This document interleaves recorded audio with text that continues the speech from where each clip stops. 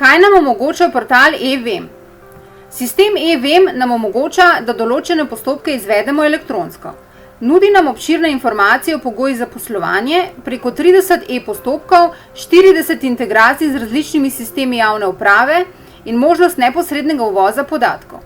V sistem se prijavimo s kvalificiranim digitalnim potrdilom. Za podpisovanje in oddajo vlog mora naš brskalnik imeti nameščeno podpisno komponento. V portal e-Vem se vpišemo z digitalnim potrdilom, tako da vnesemo PIN in geslo, ki smo si ga izbrali ob registraciji. Za delo s poslovnim subjektom moramo vnesti še davčno številko, v primeru, da smo SP matično številko ali e-Vem številko. Za upravljanje moramo biti odgovorna oseba ali pooblaščena oseba strani odgovorne osebe. Portal e-Vem. Portal e-Vem nam omogoča mnogo postopkov. Pooblaščanje oseb, oddajo davčnih podatkov, objavo prostega delovnega mesta, urejanje socialnih zavarovanj, prenos e-bolniških listov, e-bol, oddajo zahtevkov za nadomestilo plač, urejanje potrdil A1, torej potrdil za delavce napotene na delo v tujino, pridobitev dovoljenj na področju zaposlovanja tujcev, obrtno dovoljenje in z njimi povezani postopki ter mnogi drugi. V nadaljevanju si poglejmo postopek pooblaščanja oseb za upravljanje postopkov preko portala Spot. Če e-postopkov na portalu Spot ne ureja zakoniti zastopnik, jih v njegovem imenu lahko ureja pooblaščena oseba.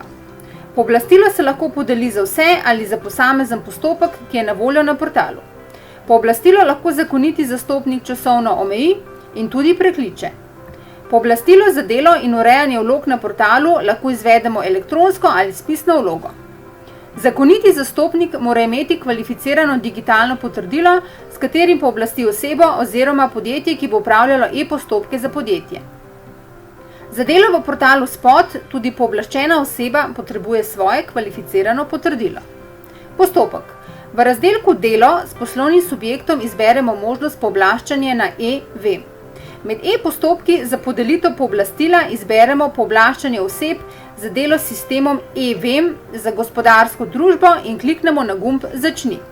Vpišemo 10-mestno matično številko naše gospodarske družbe in pritisnemo tipko Enter ali na gumb Išči.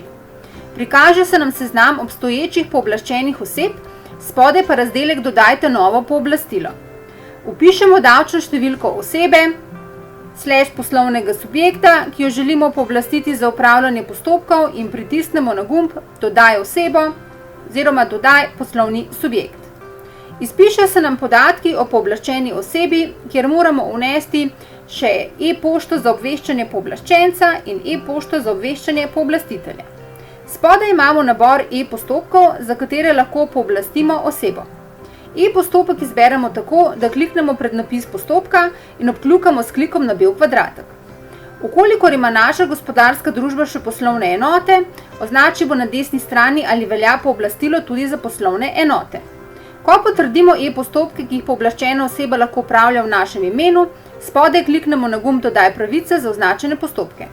Odpre se nam okno, kjer se v zelenem kvadratku izpiše. Pravice so se uspešno dodale, spremembe pa se bodo shranile le v podpisu dokumenta. Po strani se premaknemo navzdol, kjer vidimo možnosti, za katere osebe še lahko pooblastimo, in spodaj obstoječe pravice za postopke, kjer lahko določimo še datum veljavnosti. Veljavno od, veljavno do. Dane pravice urejamo tako, da jih izberemo s klikom pred pravico v bel kvadratek, nato pa preko spodnjih gumbov izbrišemo označene pravice, posodobimo podatke, pripravimo pooblastilo za tiskanje, s klikom na Potrdi spremembe pravic in pripravi pooblastilo, pa potrdimo in podpišemo dokument.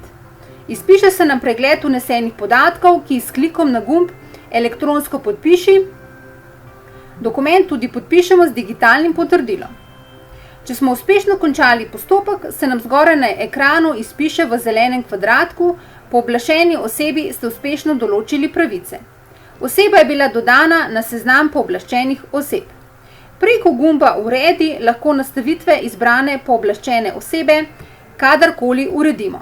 Preko zavihka Pooblaščanje na e-Vem lahko po enakem postopku izvedemo tudi postopek odvzem ali sprememba pooblastila za upravljanje postopkov preko portala e-Vem.